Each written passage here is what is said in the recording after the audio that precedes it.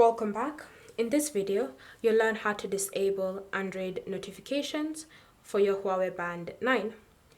So the first step is to open the Huawei Health app on your Android phone. And then from here, you want to tap on Devices and select your Huawei Band 9. From here, you want to scroll down until you see this option labeled Notifications. Tap on it. And then from here, you should see the toggle used to allow and disallow notifications.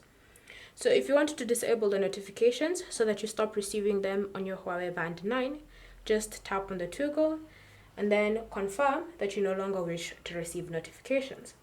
Once you've done that, you've successfully disabled any notifications that are coming into your Android phone appearing on your Huawei Band 9.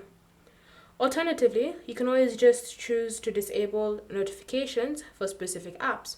So for example, if I wanted to disable notifications from my calendar app, all I'll need to do is just tap on the toggle and they'll be disabled. However, this only works if you have notifications enabled.